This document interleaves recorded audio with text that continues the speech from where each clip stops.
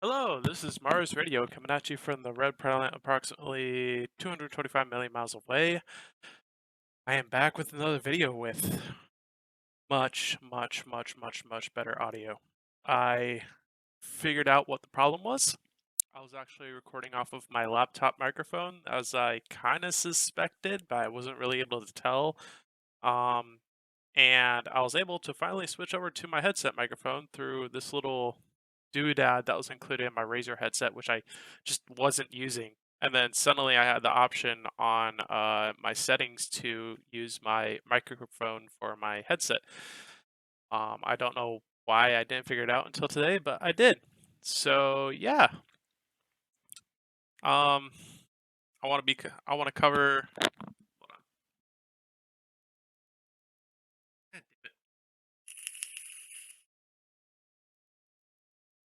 on. Okay, I want to cover the shit ass that is SpaceX winning the contract for putting people on the moon in 2024, which is fucking awesome. But so let's read through this. As artist moves forward, it's been Lemon, cool. Look how badass that picture is. I love that. Apparently SpaceX itself made this picture. Love that. So, blah blah blah. Will carry astronauts to the lunar surface. So only two astronauts for this entire fucking thing. Look at that.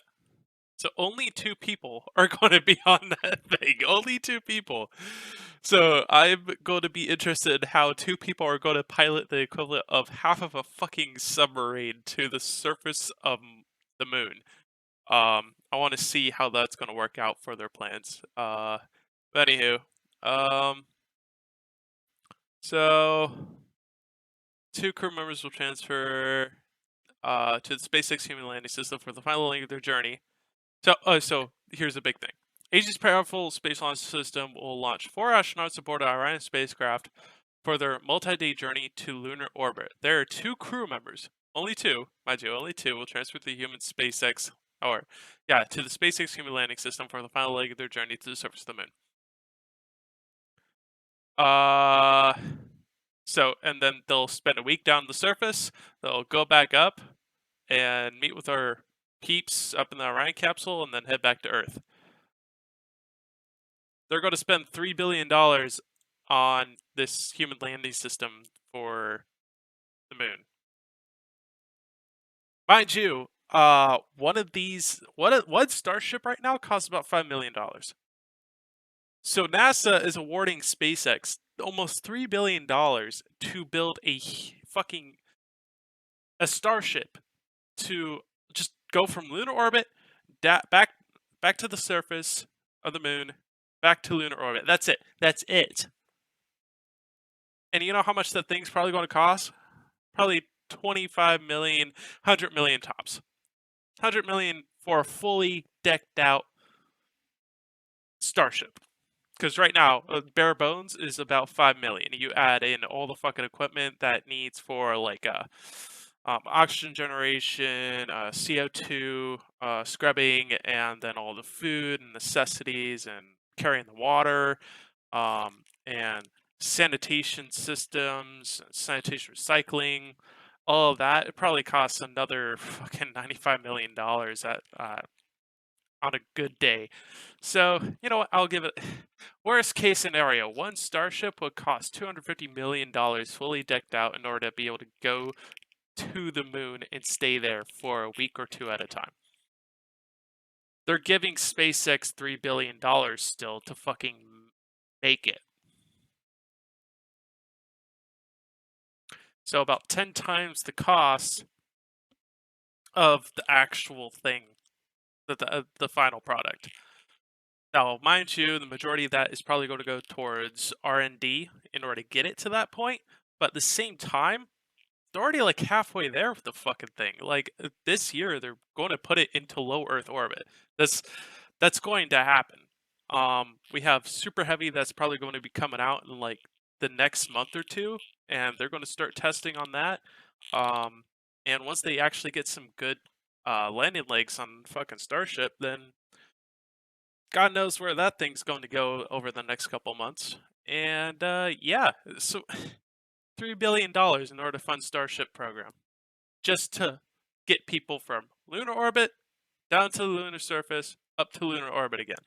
Nothing in between Earth and the moon, or getting people into a low Earth orbit and then transferring them over to lunar orbit. Nothing, or even back. Like, what the fuck?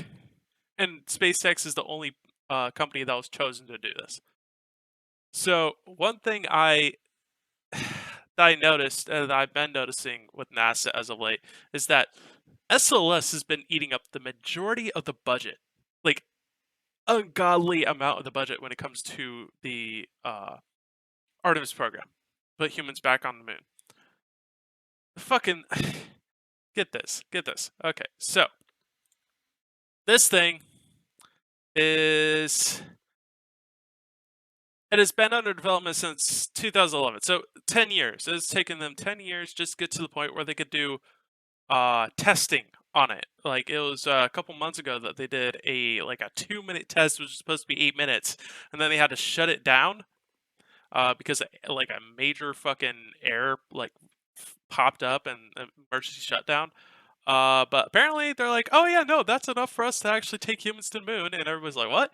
So yeah, mind you, just one of the engines for this rocket costs upwards of about $150 million each. $150 million each was the equivalent of about one super heavy rocket. So wait, no, one Falcon Heavy rocket. Excuse me. So one Falcon Heavy launch is about $150 million.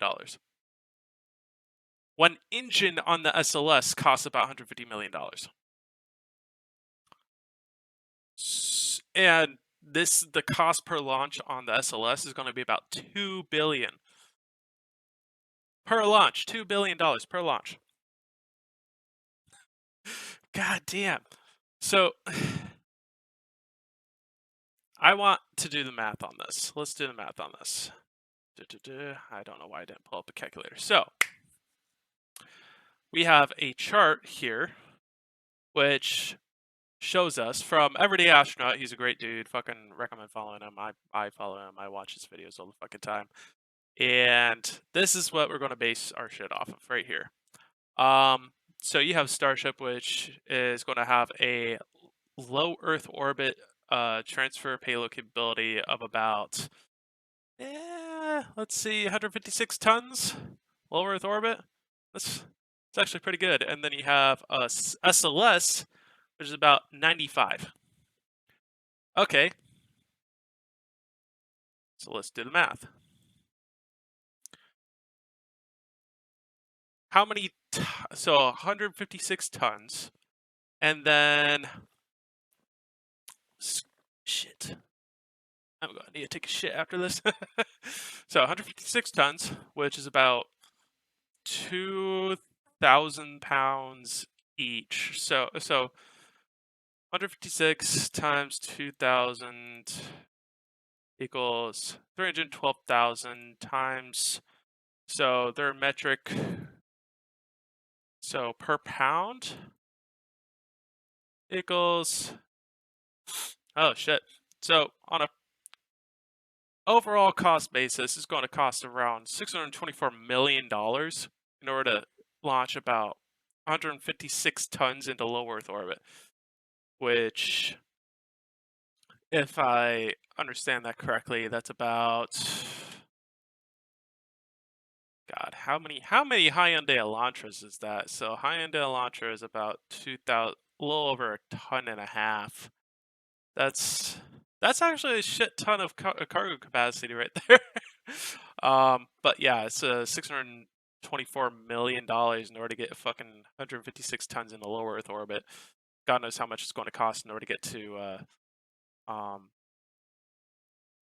lunar orbit, let alone to the surface. So 124 million. Keep that in mind. Now, 95 tons to low Earth orbit for SLS times that 2,000. So it's 190,000 pounds, which is about 120,000 pounds less. Well, yeah, obviously. So, and then we do times the $20,000 per kilogram that it costs in order to do that. That's $3.8 billion. $3.8 billion to put 95 tons into low Earth orbit. Now, mind you, if it was able to do the exact same amount of, or yeah, do the exact same amount of tonnage as the Starship, so that would be the 156 times 2,000 equals, okay, times 20,000. There's only a 10, it is 10 times cheaper to send the same amount of payload into low Earth orbit with the Starship than it is with SLS.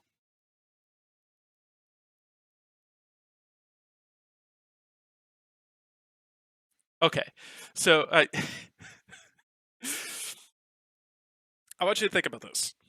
If NASA themselves understands, like, hey, space is probably our best option when it comes to putting humans in on the lunar surface from lunar orbit, we're going to give them $3 billion for it, and they've spent over $10 billion over the past 10 years, or basically $1 billion a year on just developing SLS to get to the point where it hasn't even fucking lifted off yet.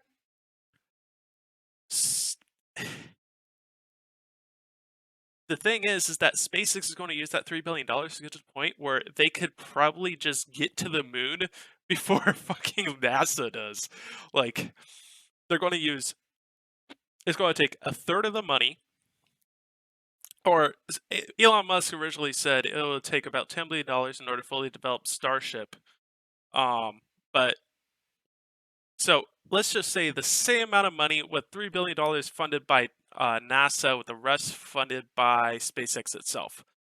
And it'll do it in about half the time, same amount of cost, and it'll cost over the long term about 10 times less than NASA's SLS system.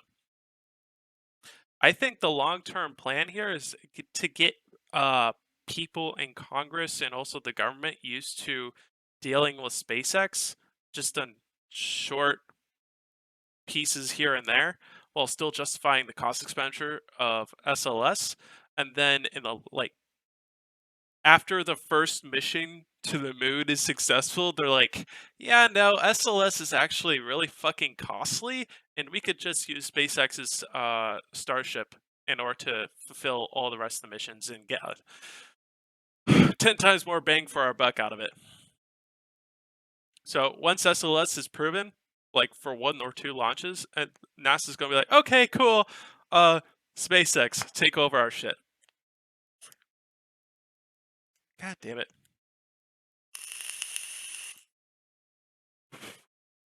I don't see SLS being sustainable in any way, shape, or form. It's going to cost 10 times more per pound to get shit to low Earth orbit than SpaceX, let alone to lunar orbit. Like, it's also, there's the thing of SpaceX's Starship can lift almost 40% more, 30 to 40% more than SLS on a per launch basis. Why even bother at that point? Shit. We're good. So yeah, that's a thing. Why even bother? Why even bother with SLS? If NASA's already going to give SpaceX $3 billion in order to just put humans from lunar orbit down to surface back to orbit, just launch SLS once, get humans to fucking moon again, and then cut the fucking program and save yourselves a lot of money in the long term. That's it. Simple as that. Like, you see this. This shit has already launched several fucking times. Just the Starship itself, not the fucking Super Heavy booster. But that's about to happen. The pace of innovation and also just progress in actually getting shit done for SpaceX is much, much, much faster than NASA will ever be able to do. And NASA knows this. NASA knows that it's wasted its time for the past 10 years trying to get SLS off the fucking ground, but it's got to justify the cost expenditure to the American people, apparently. But the American people are starting to wake up to the fact that we have a private company which is so much more efficient at building rockets, bigger, better, faster, in pretty much every way, shape, or form than NASA, that NASA shouldn't be in the business of building rockets anymore. It shouldn't. It should be using its money more wisely than that. Yeah, it's not NASA's responsibility to build rockets anymore. It is their responsibility to support the operations that will get humans back into space and on other planets while using every dollar wisely so that we can do that in the most cost efficient manner and get the most bang for our buck. Period. Let the private companies build the rockets. NASA, you build the fucking robots, you train the astronauts, and you provide the equipment necessary in order to get our asses back on other planets again. That's it. You shouldn't be building rockets anymore. You have already proven to everybody that you can't really do that anymore. There's no place for you. Anywho. Yeah, that's my prediction. First 2 launches SLS, if nothing goes wrong, they're like, SpaceX. And then that's it. Alright. Recommend checking out Everyday Astronauts, a website in the comparison of every fucking rocket in existence to Starship. I'll provide a link for this. In other news, yes, I'm going to be talking about Dogecoin.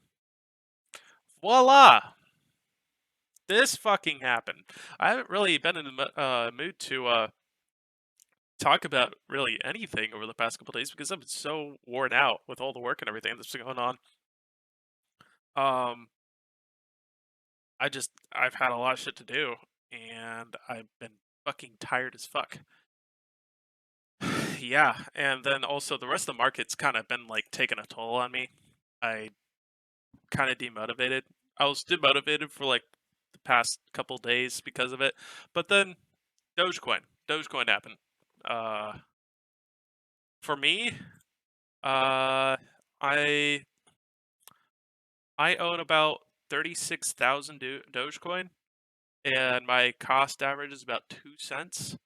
So you can probably do the math on that. I have more money's worth in Dogecoin than I do pretty much anywhere else. It was worth more than my fucking portfolio that I built up over the last year. It's worth than my fucking retirement savings almost right now. It's fucking ridiculous. If I if I decided to swing trade this right now, and be ballsy about it, I'll probably be making a couple $100 a day just based off of what I have right now and how volatile it is. But do I want to? No, because I already know. Imagine I was swing trading like right down here, and then it just went. Ah! I would have been fucked. No, thank you. I don't want to deal with that. But yeah, for me, I was investing like I first bought it. Actually, back here. Wait, no. Oh shit. Way before that. God. Let's look at the one day. Yeah, so I originally bought it back here. My first purchase was January 3rd. It was still 1 cent. And I just kept on buying and buying and buying right before that first spike to 8 cents. I didn't sell. And thank God I didn't. I've just been hodling this entire time. Yeah, now it's here. I don't know what to do. I really don't. I'm just going to continue hodling. I got in real early. This is the second crypto I ever bought. The first one was Bitcoin, and it was only to be able to convert it into Dogecoin. Like that's what I literally did back when it was still about 1 cent. I bought Bitcoin and converted it to Dogecoin almost immediately for like a couple weeks. That's all I did. I have like maybe a couple $100 in Bitcoin, but now because of Dogecoin taking off, I have like over 10 grand. Mind you, my original investment to Dogecoin was about $750. And looking back on it, it's like, what the fuck? What was I even thinking? I yellowed $750 into something that was worth almost less than a cent at the time. And I was like, well, I'm doing it for the lulz. I do not expect this to go anywhere. I fully expected it to crash again and for my cash to disappear and burn in the abyss of God knows what crypto hell exists. But this happened. Oh, praise Doge. Doge Day is around the corner, 420. Oh yeah, speaking of which, let's go onto Twitter right now because I'm pretty sure. Oh yeah, Doge Day 420 is trending right now. This is happening. It's been going on for like the apparently the last 15 hours, for the past day. But yeah, this is going to happen. Doge Day 420. So that's why I'm not selling right now. I know a bunch of people that already sold, like at work, and I am warning. I already warned them. Yo, Doge Day 420 is around the corner. Don't fucking do anything. It might reach $1 at 420. If that happens, God knows what I'm going to do with myself. This is coffee, not alcohol.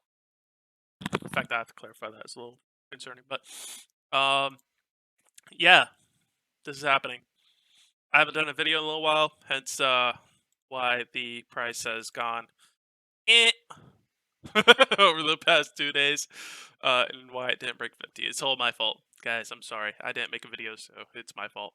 It didn't go past 50. But now since I've been getting a video, the moment I post it, it's probably going to fucking spike again, and yeah, I'll miss out on a great video opportunity for that again. It's happened every fucking time I put a video out on Dogecoin. But yeah, oh yeah, there's also something else I wanted to cover. It was my trades for the week. Let's see.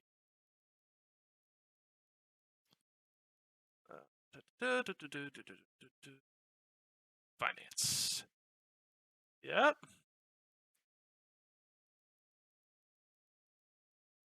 Yeah, no, I don't care. I do care about Dogecoin, but it's whatever. CLSK fucking took his shit for no reason because they're increasing their fucking mining capacity.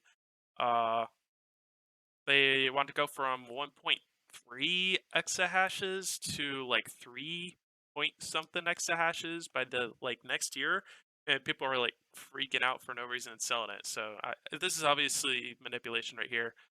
If I had cash on hand, I would have bought a lot on Friday and just fucking said yellow AMD. I was 5 cents away from being able to do my swing trade of the fucking week. 5 cents a fucking way. I shit you not. Let's go to the 5-day. Yeah, no, this hit it hit 83.95 for the day high. My trade was $84. I was 5 cents away. 5 cents away from being able to close out my trade. But I was at work and I couldn't just be like, ah, fuck it, let's do it. Let's just fucking trade it for the day and be done with it and take profit. No. Yeah, this happened. But I was right. So 5-day, I bought in, like right here. And then that happened. And then that happened. Like, I read the chart correctly. For AMD. Riot is a whole nother fucking story. Cause let me see here. Oh, excuse me. Yeah, no, this did not go well for me. What did I bought in? I bought in at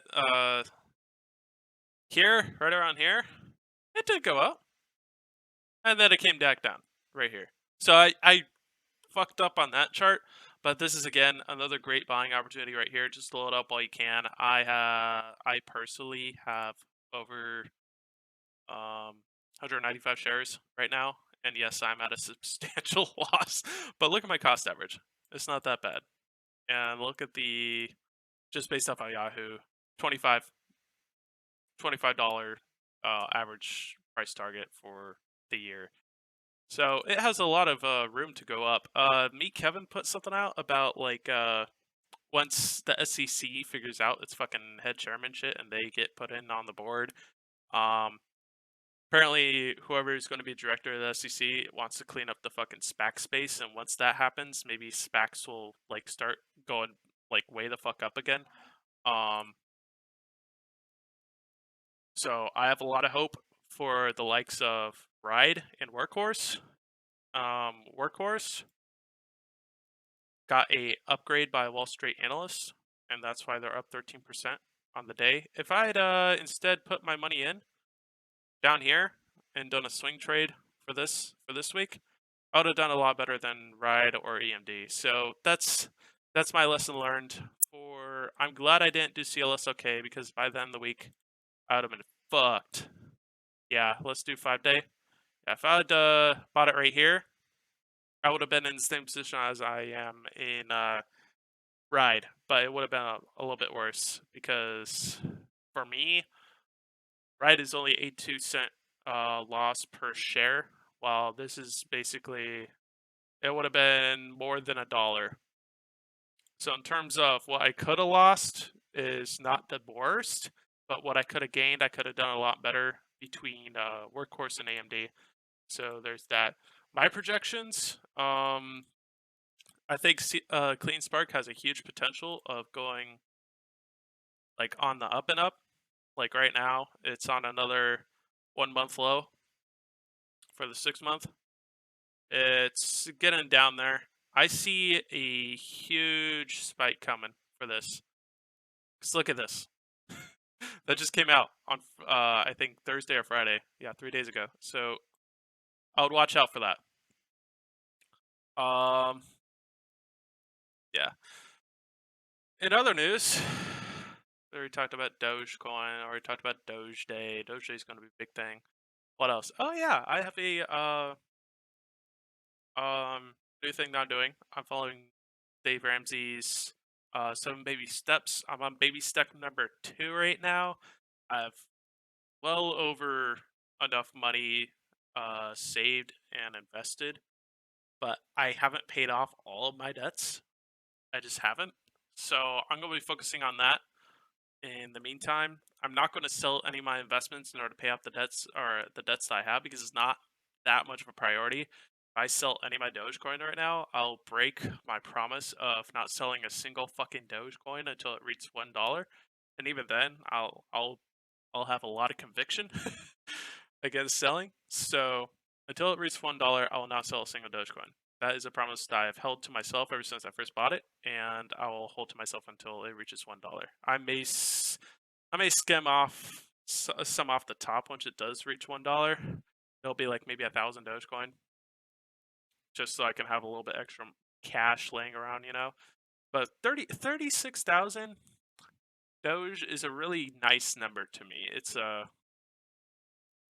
just seems like the right number.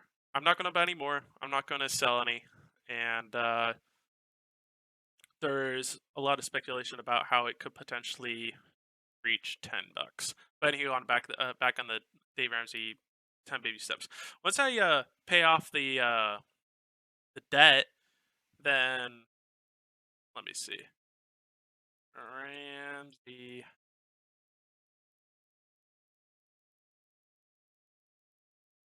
baby steps.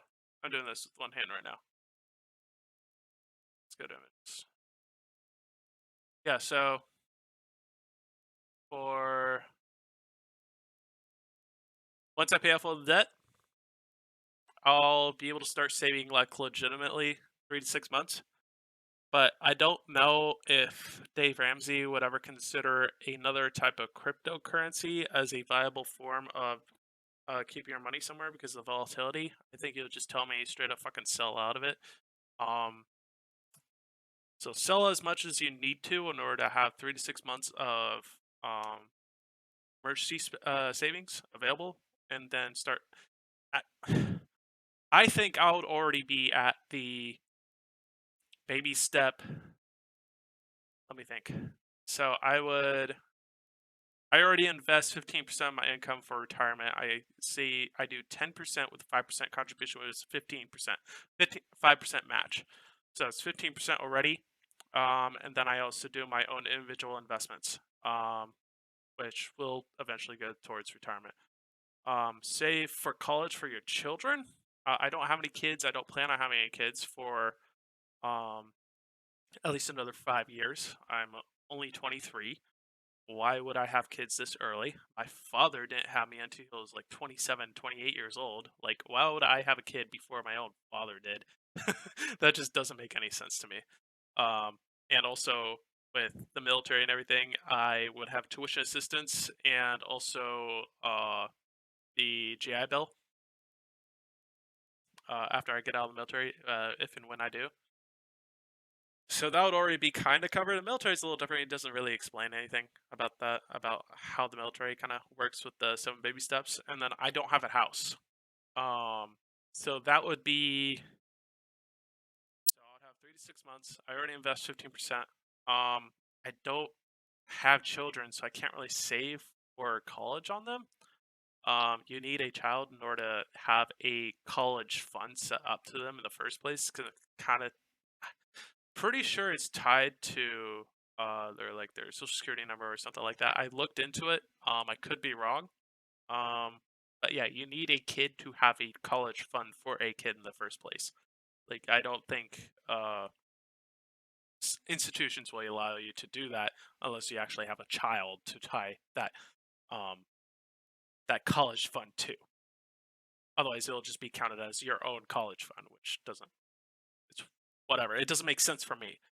And a house, I am nowhere near ready to have a house. I've already done that assessment. But if my investments and also Dogecoin reach a level in which I could possibly put a significant down payment, that like actual 10% that I would need for a house, and then so my income is not at the point in which I could actually get a house sustainably, according to Dave Ramsey's rules. But I would have enough money to put a down payment on a house. So I feel like my best bet would probably try to start saving for college for my kids, or future children if I can, and if not, just save as much money as I can so I could get to the point where I can get a house of some sort. So I'll be on like in between baby step 5 and 6 once I have paid off all my debt, which I only have like a couple $1,000s in, and it's the car and a mattress, which I've already paid off like fuck over $1,000 on over the past couple weeks.